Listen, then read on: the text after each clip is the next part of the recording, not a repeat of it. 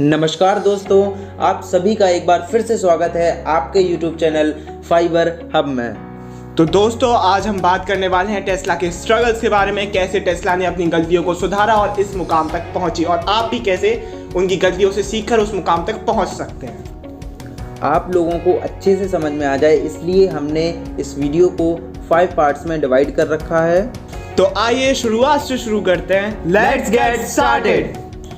तो आइए चलते हैं पहले पार्ट की तरफ, जिसमें हम बात करेंगे टेस्ला मोटर्स की फाउंडिंग की। टेस्ला मोटर्स की फाउंडिंग हुई थी 1 जुलाई 2003 को। टेस्ला मोटर्स के फाउंडर्स हैं मार्टिन एबरहार्ड और Marc Tarpenning. I am right, Tesla Motors के तीसरे एम्प्लॉय थे।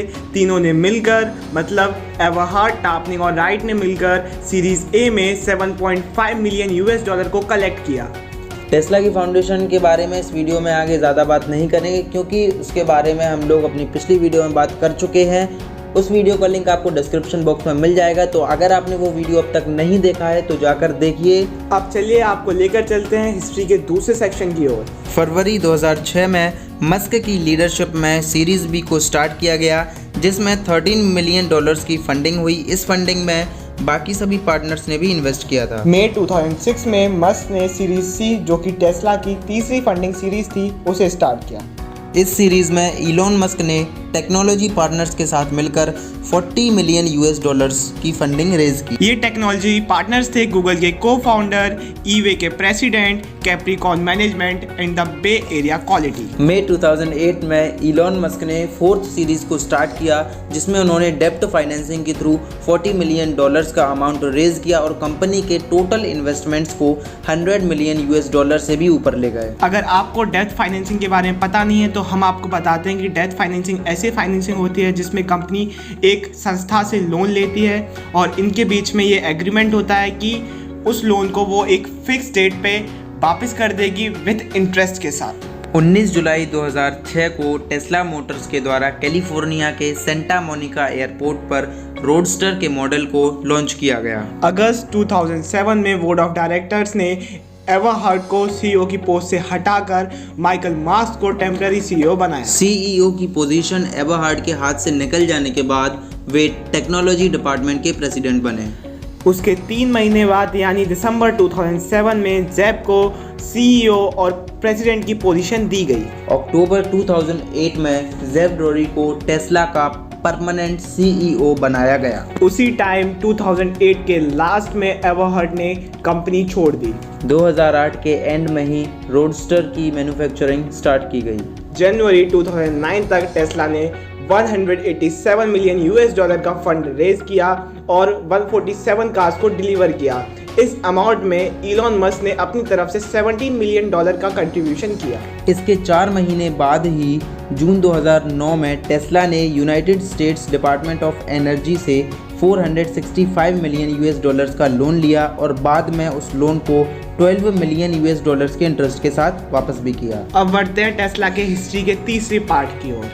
इसी पीरियड के दौरान मॉडल एस और मॉडल एक्स को लॉन्च किया गया और साथ ही साथ कंपनी ने अपना IPO भी लॉन्च किया। तो आइए डिटेल में चलते हैं। मई 2010 में टेस्ला मोटर्स ने कैलिफोर्निया के फ्रीमॉन्ट में $42 मिलियन देकर एक फैक्ट्री को खरीदा, जिसमें टेस्ला ने कार मैन्युफैक्चरिंग कंटिन्यू की। 29 जून 2010 को टेस्ला मोटर्स ने अपना पहला IPO लॉन्च किया न्यूयॉर्क के नैस्डैक स्टॉक मार्केट के थ्रू। IPO का मतलब है इनिशियल पब्लिक ऑफरिंग, मतलब ये एक पब्लिक ऑफरिंग है जिसमें कंपनी के शेयर्स इंस्टीट्यूशनल और रिटेल इन्वेस्टर्स को सेल किए जाते हैं। इस दौरान टेस्ला ने 13.3 मिलियन शेयर्स इशू किए। उस टाइम पे टेस्ला के एक शेयर की कीमत थी $17। इन शेयर्स के थ्रू टेस्ला ने $226 मिलियन का फंड कलेक्ट किया। जनवरी 2012 में टेस्ला ने रोस्टर का प्रोडक्शन स्टॉप कर दिया और उसी साल जून 2012 में मॉडल एस को लॉन्च कर दिया गया।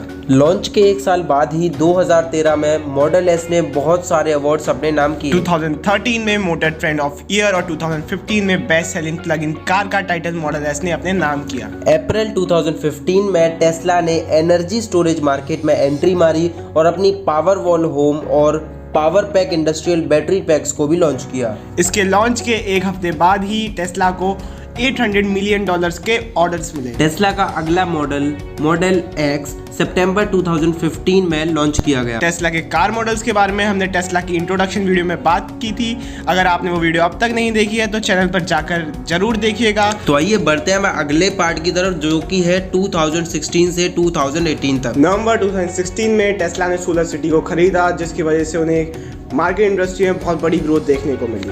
अब जैसा कि इलेक्ट्रिक कार्स के अलावा टेस्ला मोटर्स ने एनर्जी स्टोरेज मार्केट और सोलर फोटोवोल्टेक्स में भी एंट्री मारी, तो उन्होंने टेस्ला मोटर्स का नाम अपडेट करके टेस्ला रखा, क्योंकि ये नाम उनके एक्सपेंडेड बिजनेस को ज़्यादा अच्छे से रिफ्लेक्ट करता है।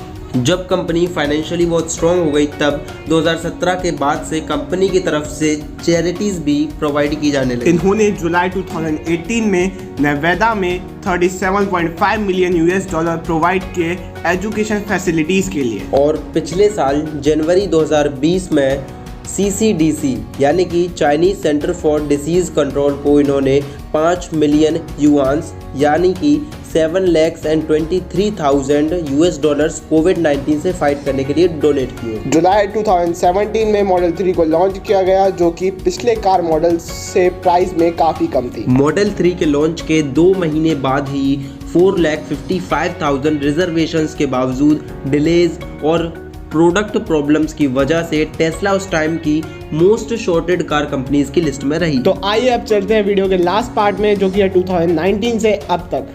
पिछले कुछ सालों में टेस्ला ने अपने बिजनेस को ग्लोबल लेवल पर एक्सपेंड किया है और अभी कुछ ही टाइम बाद टेस्ला अपनी कार्स को इंडिया में भी लॉन्च करने जा रही है। 2019 में टेस्ला ने पहली बार यूएस से बाहर एक गीगा फैक्ट्री खोली है, जो कि चाइना के शंघाई शहर में है। अगर आपको पता नहीं है गीगा फैक्ट्री क्या होती है तो हम आपको बता देते हैं। गीगा फैक्ट्री एक ऐसी फैक्ट्री होती है जिसमें हम हज़ारों की संख्या में प्रोडक्ट मैन्युफैक्चर कर सकते हैं। आगे चलकर 2020 में टेस्ला ने बर्लिन, जर्मनी और टेक्सास में भी गीगा फैक्ट्री ओपन की। और कहते हैं ना दोस्तों, मेहनत का फल मीठा होता है। इसी तरह टेस्ला कंपनी को भी अपनी मेहनत का फल मिला और 10 जनवरी 2020 को $86 बिलियन के मार्केट कैपिटलाइजेशन के साथ टेस्ला अमेरिका की मोस्ट वैल्यूएबल ऑटोमोबाइल कंपनी बनी। जैसे जैसे टाइम बीतता गया टेस्ला ग्रोथ करती गई और जुलाई 2020 में $202 बिलियन के मार्केट कैपिटलाइजेशन को रखने वाली कंपनी टोयोटा से टेस्ला ने नंबर 1 का खिताब छीनकर $206 बिलियन के साथ वर्ल्ड की मोस्ट वैल्यूएबल ऑटोमोबाइल कंपनी बनी। तो ये थी फ्रेंड्स टेस्ला की हिस्ट्री, या कहें तो उसकी सक्सेस स्टोरी। कहते हैं ना, जितना मेहनत आप करोगे आपको उतना ही फल मिलेगा। सेम कहानी टेस्ला की है दोस्तों। साल 2003 से हसल कर रही कंपनी टेस्ला के एम्प्लॉयज़ और लीडर्स ने उसे नंबर टॉप पर पहुंचाया और ये कर दिखाने में उन्हें 17 साल लग गए। तो कोई भी बड़ा काम कम समय में नहीं होता है, आपको उसके लिए लगातार मेहनत करनी पड़ती है। और ये तो अभी शुरुआत है टेस्ला की, अभी उसको बहुत बड़े बड़े मुकाम छूना बाकी है। तो इसी के साथ फ्रेंड्स आप सभी से अलविदा लेना चाहूँगा। जल्दी मिलेंगे नेक्स्ट वीडियो में। Hope you enjoy it and हमें सपोर्ट करने के लिए हमारी वीडियो को लाइक करना और चैनल को सब्सक्राइब करना बिल्कुल मत भूलिएगा। अगर आपको कोई भी इंटरेस्टिंग फैक्ट के बारे में जानना है तो प्लीज़ कमेंट करिए, हम आपके कमेंट ज़रूर देखते हैं और उसके ऊपर भी कंटेंट बनाने का ट्राई ज़रूर करेंगे।